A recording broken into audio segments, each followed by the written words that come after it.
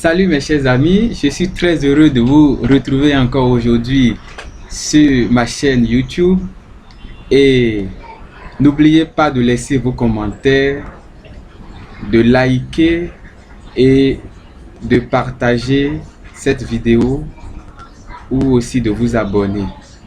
Alors la fois passée, nous avons parlé de l'esprit humain comme ce pouvoir, cette force invincible que l'homme a et qui lui permet de se réaliser, de donner sens à sa vie, de réussir, de devenir quelqu'un de grand et de donner sens à sa vie de telle en sorte que lui-même puisse en profiter, le monde puisse en profiter, toute l'humanité aussi.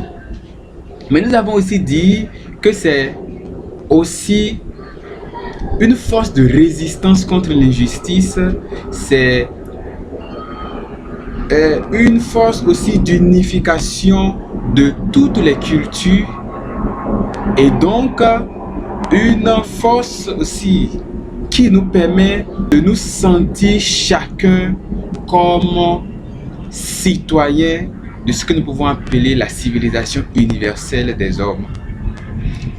Alors, je le disais aussi en passant à la situation actuelle aux États-Unis où les Noirs sont beaucoup en crise, vivent une situation douloureuse avec des morts.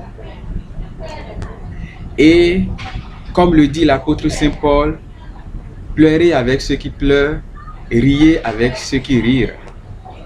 Et je sens un devoir de contribuer à cela en apportant ma participation à travers cette vidéo pour partager avec vous deux moments historiques qui nous ramènent à l'essentiel. Le premier, c'est avec l'apôtre Paul, ce passionné du Christ, apôtre zélé des nations, qui a choisi d'annoncer le Christ au monde païen. Il a compris très tôt que tout ce qui peut lier tous les chrétiens, tout ce qui se réclame du Christ, c'est l'amour du Christ pour eux. L'amour qui a fait que le Christ est mort et ressuscité pour eux. Et donc ce ne sont plus des pratiques judaïques ou bien des observances de la loi qui doivent les mettre ensemble ou qui doivent les sauver. Et pour cela, Saint Paul a mené une bataille dans ses lettres, la lettre aux Romains, mais plus encore dans sa première lettre aux Corinthiens et aussi dans sa lettre aux Galates et aussi dans les autres épîtres, pour faire comprendre aux gens, aux chrétiens, que rien ne doit les diviser. Et donc, Paul nous donne là l'instrument nécessaire pour savoir que nous pouvons être aussi des apôtres qui résistent contre à ce qui est incohérent, mais une résistance pacifique, une résistance de foi, une résistance non violente. Et le deuxième exemple, je le trouve dans la vie du révérend pasteur Martin Luther King.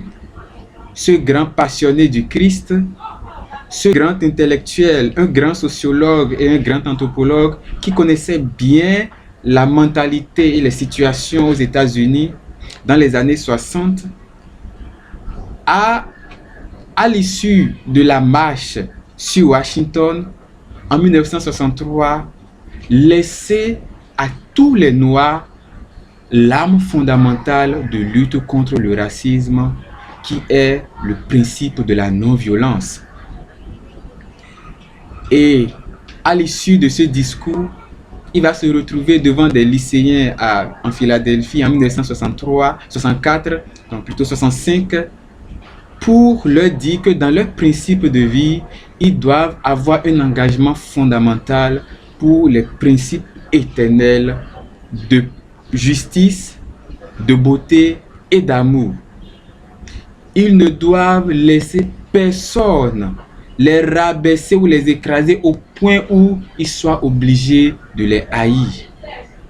Aussi jeunes qu'ils soient, ils doivent savoir construire dans leur nation une place meilleure où chacun peut vivre en paix. Cela a pris du temps, mais cela s'est réalisé. Mais nous pouvons encore tous nous situer aujourd'hui dans cette même dynamique, prendre les armes de la non-violence parce que nous sommes dotés d'un esprit qui nous donne la maturité, la résilience de répondre à l'injustice, de répondre à la violence par le principe de la non-violence, en étant dans le monde d'aujourd'hui le changement que nous voudrions voir. Je vous remercie et à la prochaine.